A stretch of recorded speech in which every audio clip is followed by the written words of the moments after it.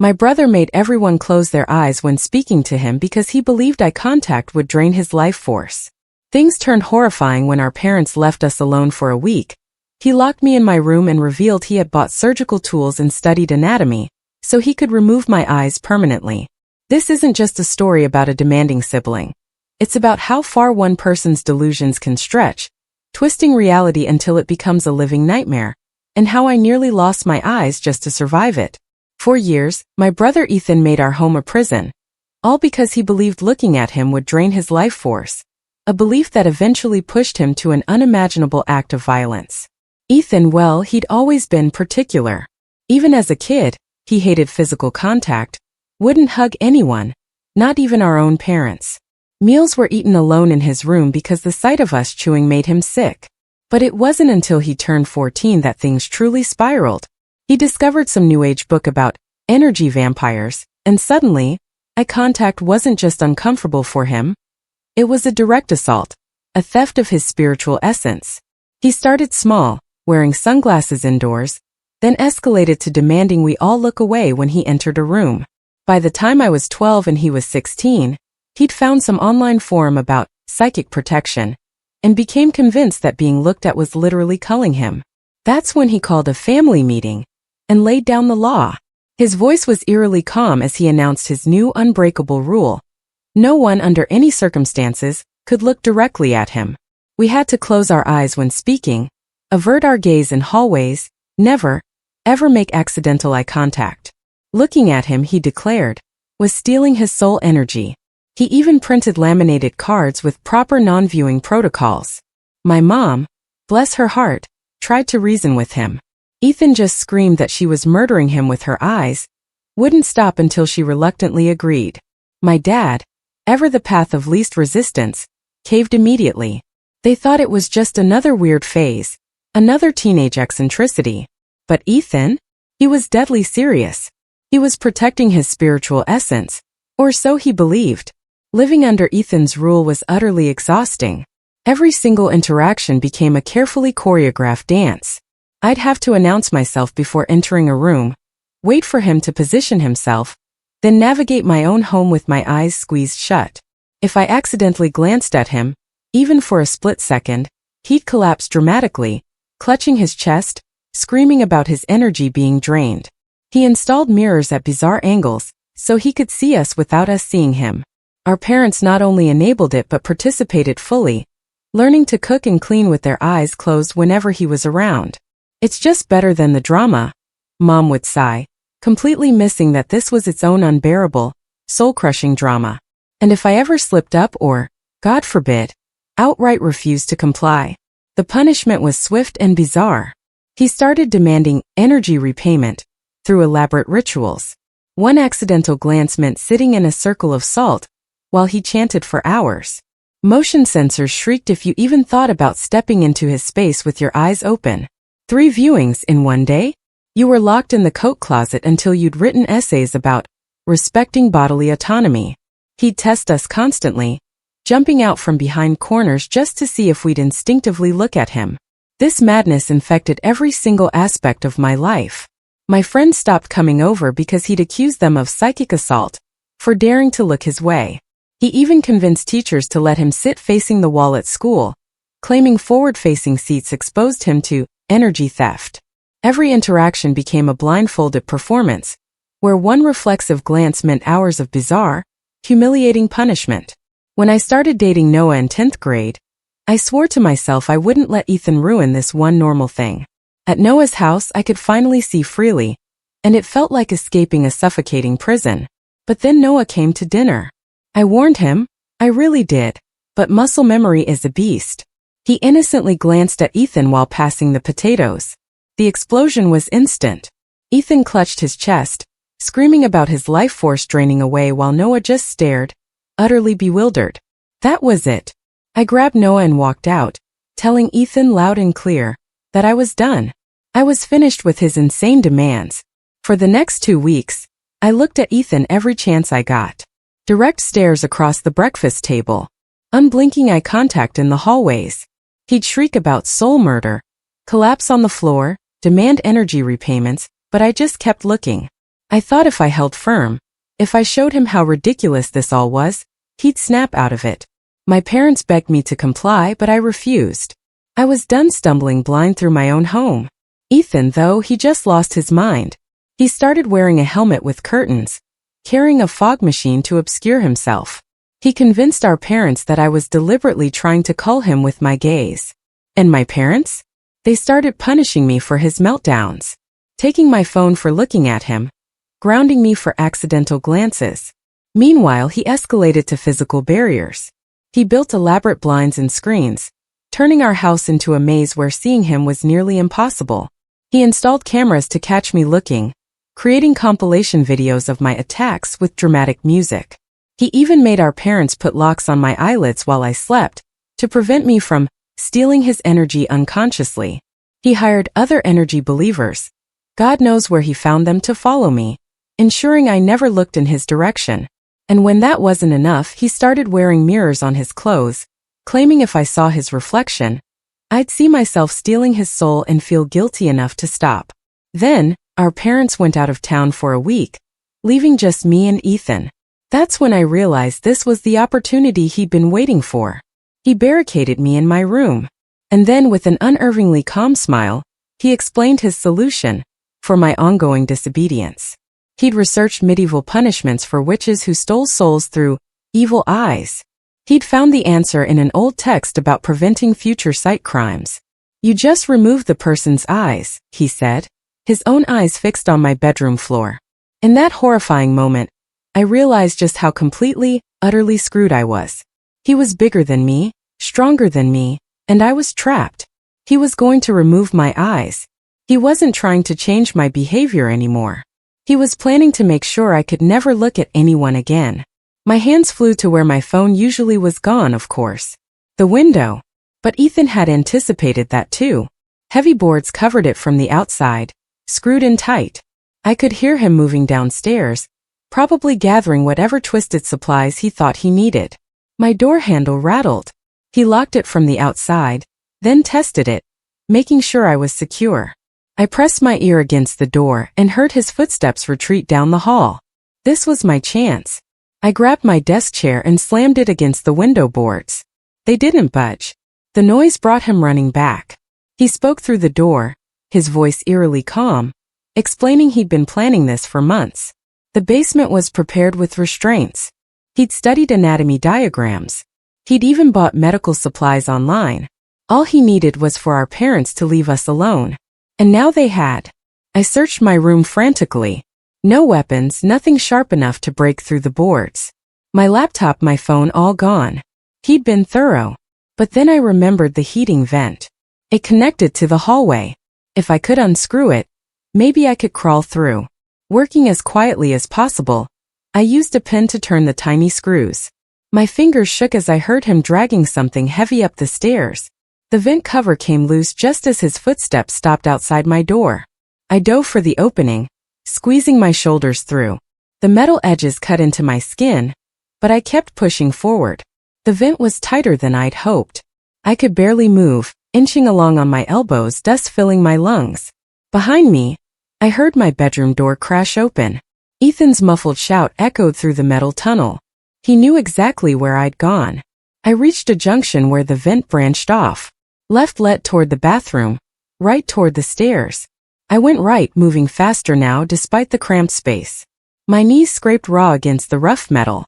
Sweat dripped into my eyes. Behind me, Ethan's voice was getting closer. He was following me through the vents. The vent ended at another grate overlooking the stairway. I kicked at it desperately, but it wouldn't budge. Ethan's breathing echoed, right behind me. In pure desperation, I twisted my body and kicked with both feet. The grate flew off, clattering down the stairs. I tumbled out after it, landing hard on the carpet below. Scrambling to my feet, I ran for the front door. Locked, with a padlock I'd never seen before. The living room windows? Boarded too. Even the small window in the bathroom. He'd turned our house into a complete prison while I slept. Ethan appeared at the top of the stairs, still wearing those ridiculous sunglasses, even though he wouldn't look at me. He moved slowly, confidently. He knew I had nowhere to go. He started explaining again, as if this was all perfectly reasonable. My defiance had forced his hand. This was the only way to protect his life force permanently. I backed into the kitchen, grabbing a knife from the drawer. My hand shook as I pointed it at him. He actually laughed. He reminded me that violence would only prove I was dangerous. Besides, he was bigger, stronger. We both knew how this would end. But I wasn't planning to fight him. Instead, I turned the knife on myself, pressing it against my wrist. His confident expression faltered. If he came any closer, I told him, I'd do it. Then he'd have to explain to our parents why I was bleeding out on the kitchen floor. His whole careful plan would fall apart. He stopped moving, calculating. We stood frozen, him at the kitchen entrance, me backed against the counter. The house felt impossibly quiet. Even the refrigerator's hum seemed muted. Time stretched between us like a taut wire. Finally, he suggested a compromise. If I put down the knife, he'd give me one chance to convince him there was another way. One conversation with rules. I had to sit in a circle of salt he'd draw. I had to keep my eyes closed the entire time. If I could prove I understood the damage I'd caused, maybe we could find an alternative solution. I knew it was a trap, but what choice did I have? I set the knife on the counter, keeping it within reach. He produced a container of salt from his pocket, already prepared. As he drew the circle on the kitchen floor, I noticed his hand shook slightly. Despite his calm voice, he was nervous too. I sat in the circle, closing my eyes as instructed. He positioned himself across from me, just outside the salt barrier. Then he began his interrogation. Did I understand that eye contact was a form of assault? Did I comprehend how much pain I'd caused him? Could I grasp the concept of consensual energy exchange? I played along, giving him the answers he wanted. Yes, I understood. Yes, I was sorry. Yes, I would respect his boundaries. But he wasn't satisfied. He could tell I was lying, just saying what he wanted to hear. He needed genuine understanding, genuine remorse. Otherwise, the original plan would proceed. That's when it hit me. All his power came from his delusions. If I could twist those delusions, use them against him, maybe I could turn the tables. I kept my eyes closed but changed my approach. Instead of apologizing, I started talking about my own energy. How his constant surveillance and punishments had drained me. How his fear had created a psychic vacuum that was culling my spirit. He went quiet. This wasn't the script he'd expected. I continued, building on his own twisted logic. Every time he punished me, he was stealing my life force. Every locked door, every forced blindfold, every circle of salt. They all siphoned my energy to feed his paranoia. He wasn't protecting himself. He was the real energy vampire. His breathing changed. I could hear him shifting uncomfortably.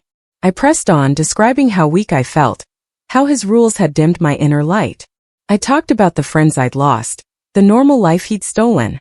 I painted myself as the victim of his psychic attacks, using all his own terminology against him. When I finally stopped talking, the kitchen was silent. Then I heard something unexpected. He was crying. Quiet, confused sobs. The possibility that he might be the monster in his own mythology had shattered something inside him. But I couldn't celebrate yet. A confused Ethan might be even more dangerous than a confident one. I stayed perfectly still in the salt circle, eyes closed, waiting. His crying gradually stopped. When he spoke again, his voice was different, uncertain. He asked if I really felt drained, if his protections had actually hurt me.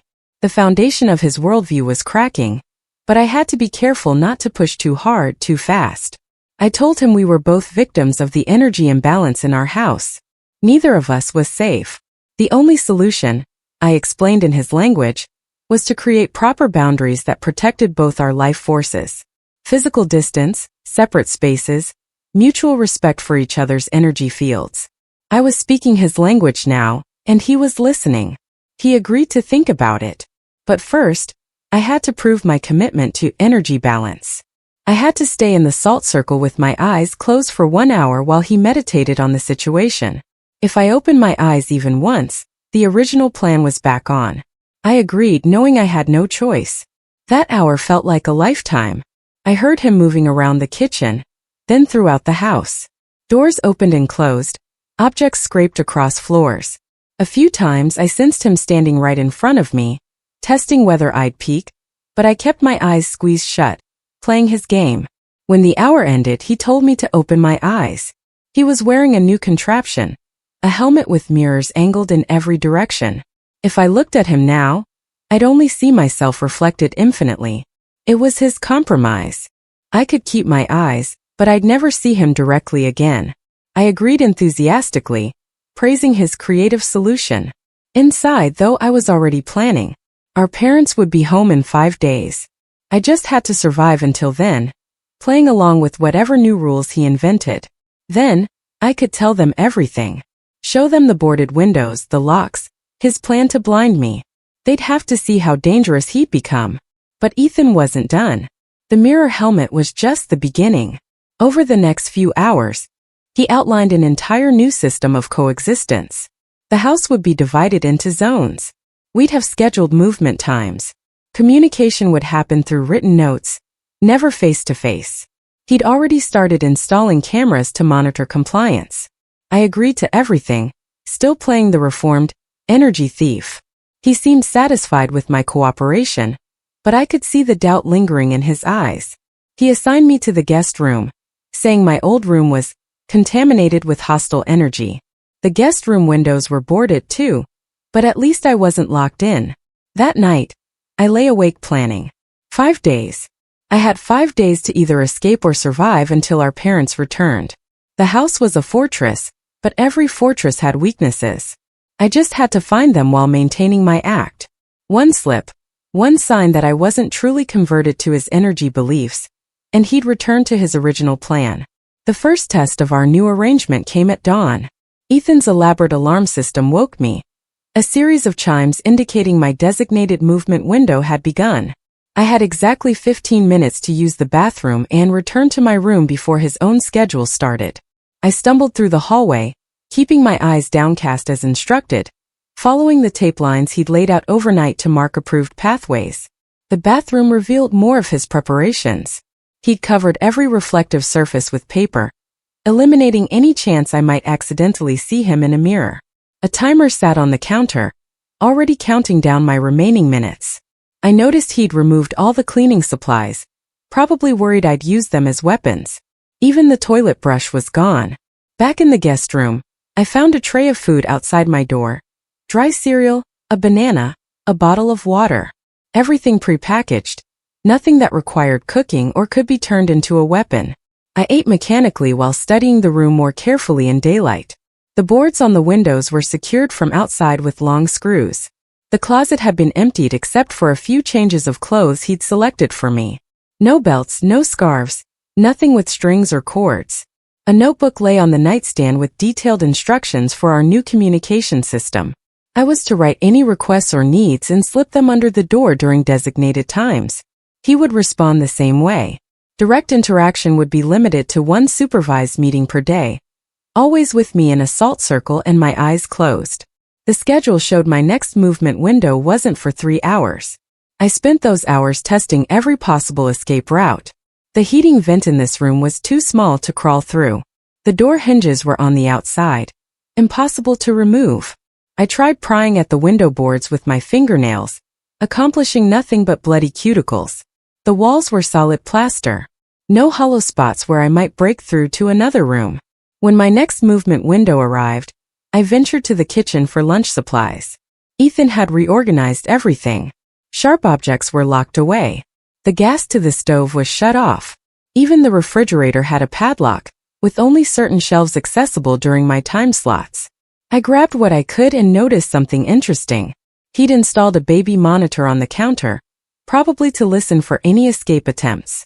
That afternoon, I had my mandatory meeting with Ethan.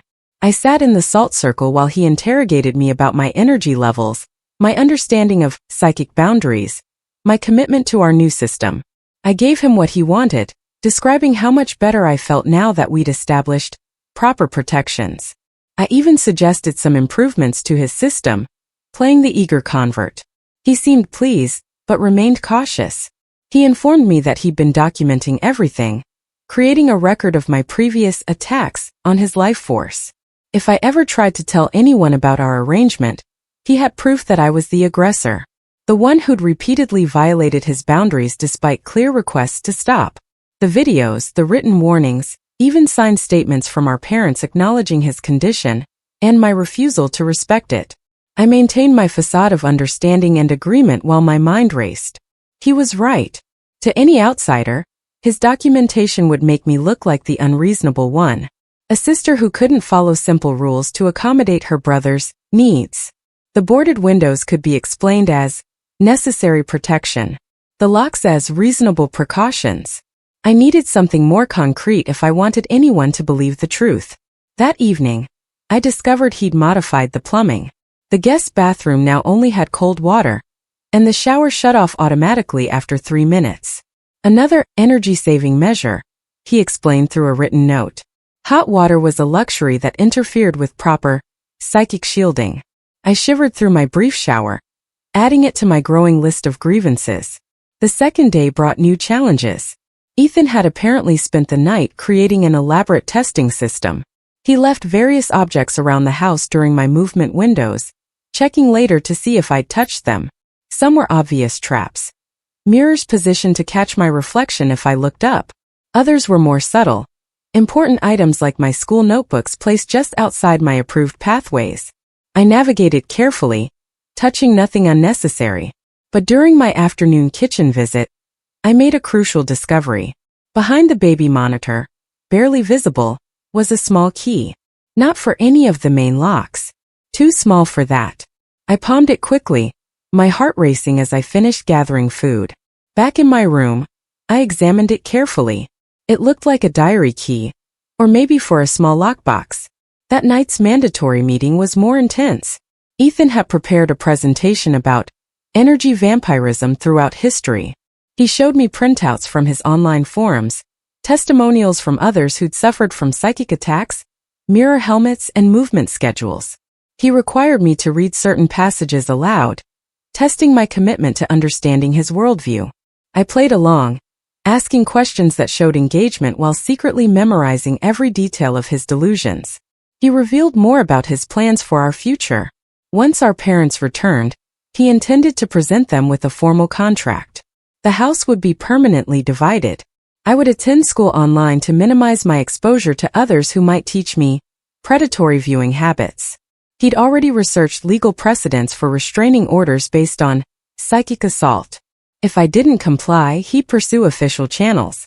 I expressed concern about our parents' reaction, but he assured me they'd understand once they saw how much calmer he was with proper protections in place. He'd even prepared a demonstration showing how his vital signs improved when I followed the rules versus when I deliberately looked at him. He had charts, graphs, medical documentation from sympathetic alternative healers. His delusion was becoming a comprehensive, terrifying system. The third day, I found what the key unlocked. During my morning bathroom window, I noticed a small lockbox tucked behind the toilet tank. Inside were more disturbing finds, printed emails between Ethan and various online communities, discussions about permanent solutions for energy vampires, links to medical supply websites where he purchased equipment. Most terrifying was a detailed timeline showing how long he'd been planning this week. Alone with me, I photographed everything with an old digital camera I found in the box, apparently forgotten from before he'd confiscated all devices. The battery was nearly dead, but I managed to document the most damning evidence. I hid the camera in my pillowcase, knowing I'd need to be extremely careful about when and how I used it. That afternoon, Ethan introduced a new element to our arrangement. He'd acquired some kind of electromagnetic field detector, convinced it could measure energy theft. During our meeting, he waved it around me, claiming he could see my aura's aggressive tendencies. When I suggested he scan himself for comparison, he became agitated. The device clearly showed abnormal readings around him too, but he insisted that was just his natural psychic shielding. I began incorporating this into my strategy. If he believed in electromagnetic fields, I could use that. I started asking about ways to cleanse my energy, to purify my aura. He eagerly provided information about grounding techniques, crystal healing, sage smudging. I took detailed notes, planning how to turn each belief against him. The fourth day brought a crisis. During my morning movement window, I discovered Ethan had been in my room overnight. Items were slightly displaced, and I found new locks installed on the closet and dresser drawers. A note explained he detected aggressive energy building up in my space and had to take precautions. My hidden camera was still safe, but barely. More concerning was what I found in the kitchen. Medical supplies laid out on the counter. Bandages, antiseptic, even surgical tools still in sterile packaging. He'd left them during my window, clearly wanting me to see them. A reminder of his original plan. A threat that our current arrangement was conditional on my continued cooperation. I maintained my act during that day's meeting, but added a new element. I told him I'd been having dreams about energy transfer, visions of how our psychic connection worked. I described seeing threads of light between us, how his fear created dark tangles that trapped both our energies. He was fascinated, taking extensive notes as I spun an elaborate fantasy based on his own beliefs. This gave me an opening to suggest a cleansing ritual, something to reset our energy patterns and establish healthier boundaries. He was intrigued but suspicious. I insisted it would only work if we both participated fully, if we both truly wanted healing. I could see him wrestling with the idea, his paranoia battling against his desperate need to believe his worldview had solutions. That night, I prepared carefully. Using information from his own sources, I created an elaborate ritual design. Salt circles, candle positions, crystal arrangements, all drawn from the websites he'd shown me. But I added my own elements. Psychological triggers I'd observed over the years, colors that had always agitated him, symbols that resembled things from his nightmares, patterns designed to create subtle discomfort. The fifth morning arrived with tension thick in the air. Our parents would return tomorrow evening. Ethan's behavior had become increasingly erratic, alternating between confidence in our new system and paranoia that I was planning something. He'd started leaving rambling notes about energy patterns he'd observed, complex theories about how my compliance might itself be a form of psychic attack. During my movement window, I found he'd completely rearranged the kitchen again. Everything was now organized by what he called energetic frequency. Foods were grouped by color and vibrational properties. He'd even created a chart showing which combinations would strengthen or weaken psychic shields. His delusion was expanding, becoming more elaborate by the hour. I used this to my advantage during our afternoon meeting. I praised his organizational system, suggesting we apply similar principles throughout the house. What if we created energy maps for each room? What if we could identify the exact spots where psychic vampirism was most likely to occur? He loved the idea, spending hours drawing elaborate floor plans marked with danger zones and safe passages. While he was distracted by his mapping project, I made my final preparations. I gathered the materials for my proposed cleansing ritual, carefully selecting items I knew would push his psychological buttons. I practiced my performance, the words I'd use to guide him through the process. Everything had to be perfect. This was my only chance. That evening, I proposed we perform the ritual tonight. I argued that our parents' return would disrupt the energy patterns we'd established. If we wanted to maintain our progress, we needed to solidify our psychic boundaries before they arrived. Ethan was hesitant, but I could see his curiosity winning over his caution. I spent hours setting up the ritual space in the living room, following his supervision while subtly incorporating my own elements. He insisted on checking everything against his sources, but I'd done my homework. Every detail could be justified by something from his beloved forums or books. He found no fault with my preparations, though I could see his unease growing. As midnight approached, we took our positions. I sat in my designated circle, eyes closed as always. Ethan stood in his own protected space, surrounded by mirrors and crystals. I began the ritual, speaking in the calm, hypnotic tone I'd practiced. I guided him through visualizations of energy flowing between us, describing how we could untangle the dark knots of fear and suspicion. I felt him relaxing, drawn into the narrative I was weaving. This was his language, his belief system, but I was using it to lead him somewhere new. I described how his protective barriers had become a prison, trapping his own energy as much as blocking others. I painted a picture of freedom through trust, of power through connection rather than isolation. The crucial moment came when I suggested we needed to make eye contact to complete the ritual. Just once, with proper preparation and protection, to reset our entire energetic relationship. I felt his whole body tense. This was the ultimate test of whether I'd gained any real influence over his thinking. I continued talking, weaving together every piece of his mythology into a coherent argument for why this was necessary. I referenced specific posts from his forums, quoted his favorite energy healers, used every bit of terminology I'd absorbed. I promised that after this one moment of connection, I would never need to look at him again. Our energies would be properly balanced forever. The room fell silent except for our breathing. I kept my eyes closed, waiting.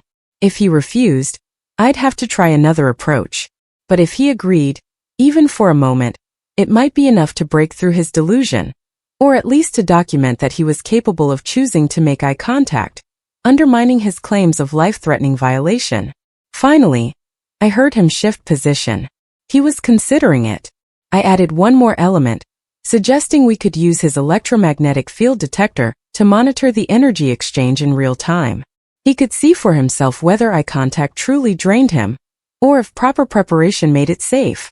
Science and mysticism combined. Exactly the kind of thing he found irresistible. More silence. Then, incredibly, he agreed.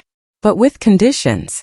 Multiple protective circles, specific crystals positioned between us, and the session would last exactly 3 seconds.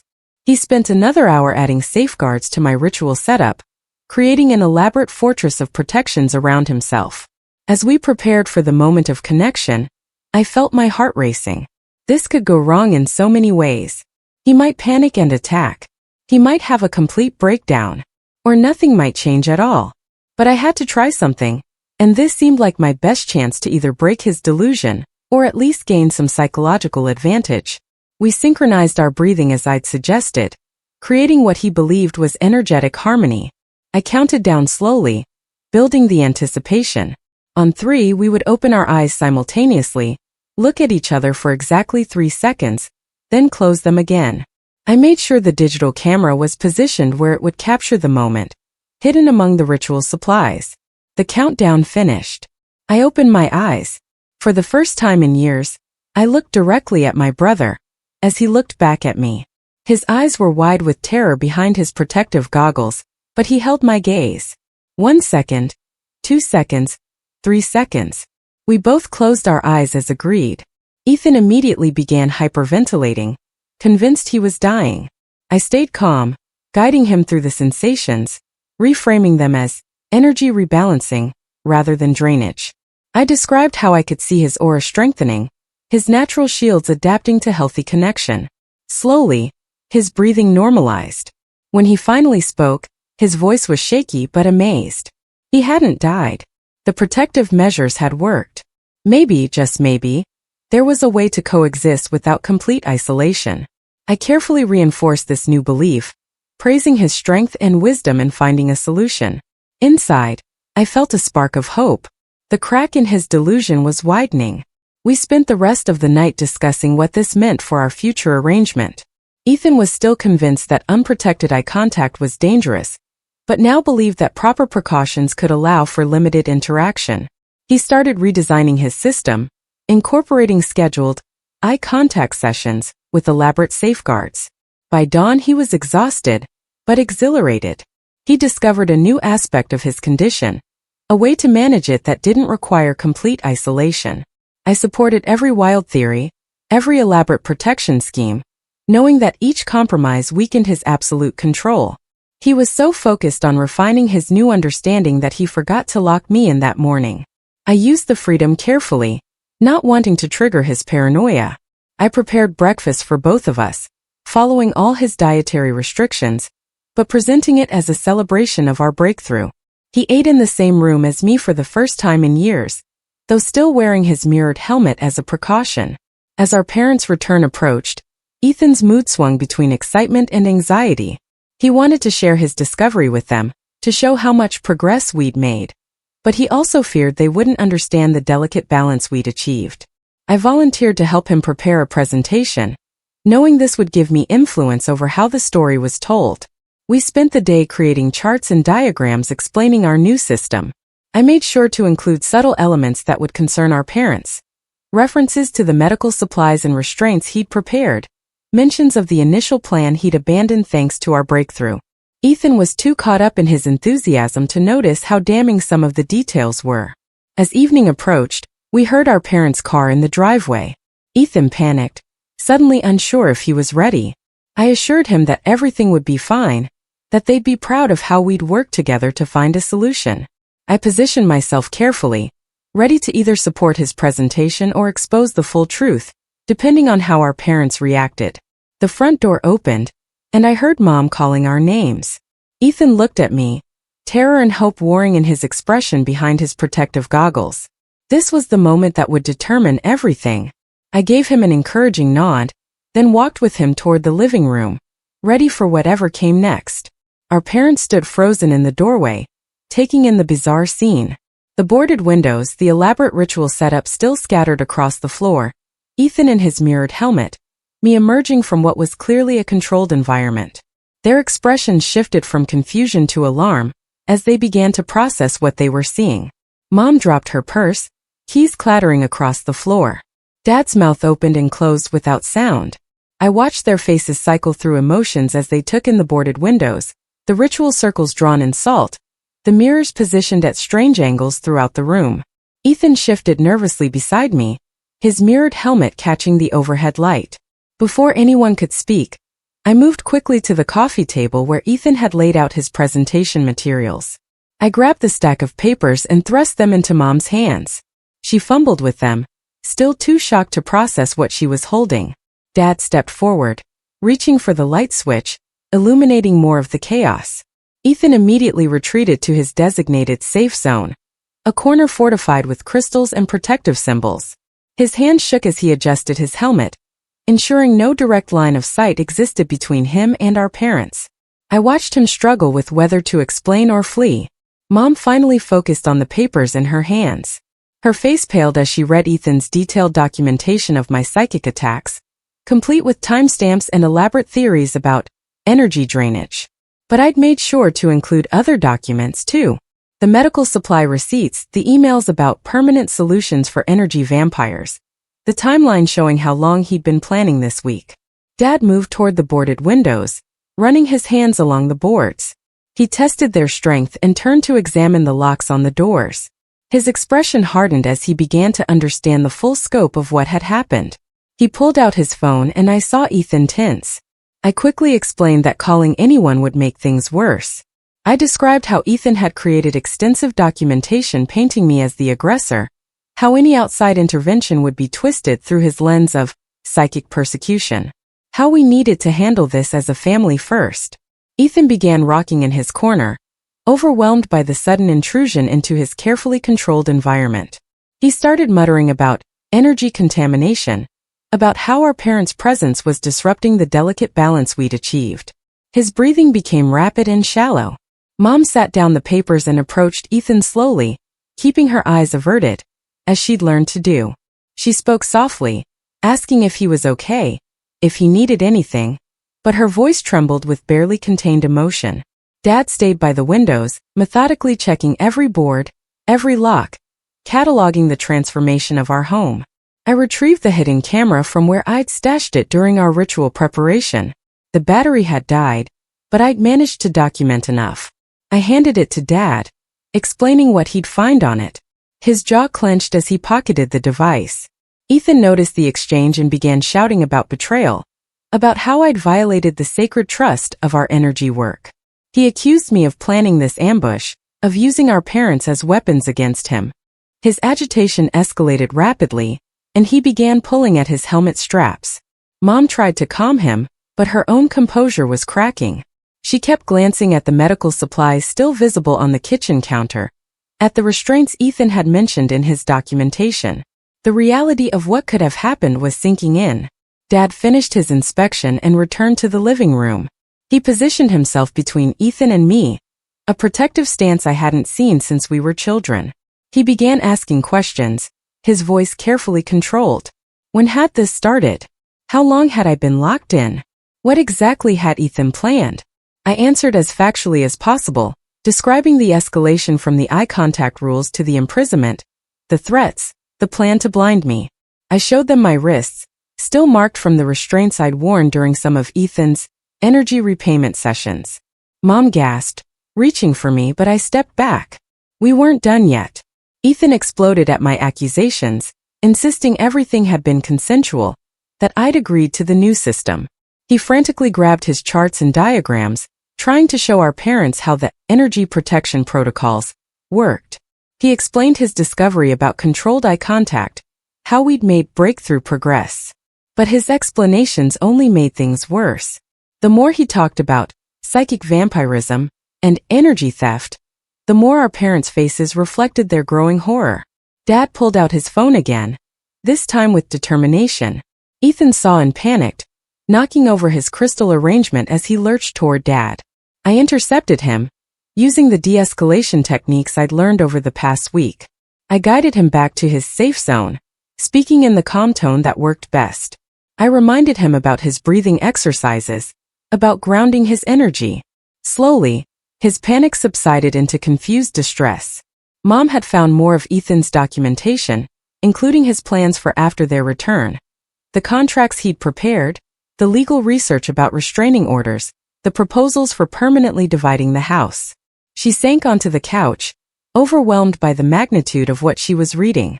Dad made several phone calls, speaking quietly but urgently. I heard him mention psychiatric evaluation, emergency intervention, immediate assessment. Ethan heard, too, and began building a barrier around himself using furniture and his protective materials. He announced he was sealing his energy field against all intrusions. The next hours blurred together in a chaos of activity.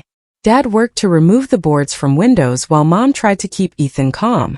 I stayed in the middle, translating between Ethan's energy language and our parents' desperate attempts to understand. Every interaction required careful navigation of his delusions. Ethan's resistance intensified as he realized our parents weren't accepting his worldview. He accused them of being corrupted by my influence, of choosing to murder him rather than respect his boundaries. He threatened to report them for elder abuse, even though he wasn't elderly, because denying his energy needs was a form of violence.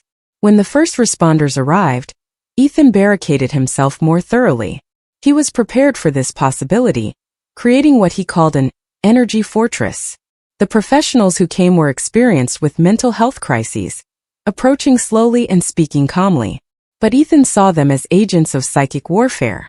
I provided crucial translation, explaining Ethan's belief system to the responders. I told them about the eye contact rules, the energy vampire mythology, the elaborate protections he built. They listened carefully, adjusting their approach based on the information. One of them had dealt with similar delusions before. The negotiation took hours. Ethan refused to leave his fortress, convinced that stepping outside his protections would mean instant death from energy drainage. The responders patiently worked to find compromises, ways to maintain his sense of safety, while getting him the help he needed. Finally, they agreed to let Ethan wear his mirrored helmet during transport. He could bring certain protective crystals. They would minimize direct eye contact. These concessions felt absurd, but they were necessary to avoid a violent confrontation that would only reinforce his persecution beliefs.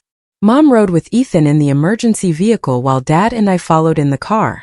The house felt strange without Ethan's presence, like waking from a long, disturbing dream.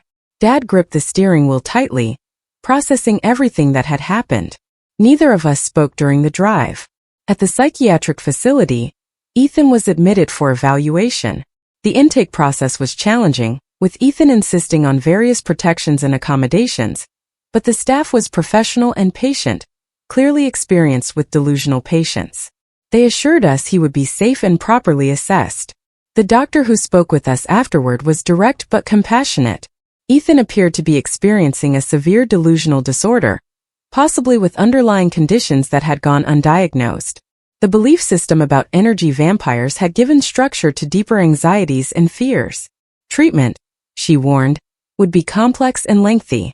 Mom broke down completely, sobbing about how she'd enabled him, how she thought it was just harmless eccentricity. Dad held her, his own eyes wet. I sat apart, feeling strangely numb. The past week had exhausted every emotional reserve I had. We spent hours providing information for Ethan's treatment team, His history of isolation, the progression of his beliefs, the escalation to violence. I showed them the photos from the hidden camera, the documentation of his plans. Every detail, I hoped, might help them understand and treat him. As we left the facility, I looked back at the building where Ethan would stay. For the first time in years, I could walk with my eyes open, seeing everything clearly. The morning sun felt warm on my face. I didn't have to navigate blind anymore. The drive home was silent, but it was a different kind of silence than before. Not the tense quiet of managing Ethan's rules, but the exhausted peace that comes after a storm finally passes. It was over.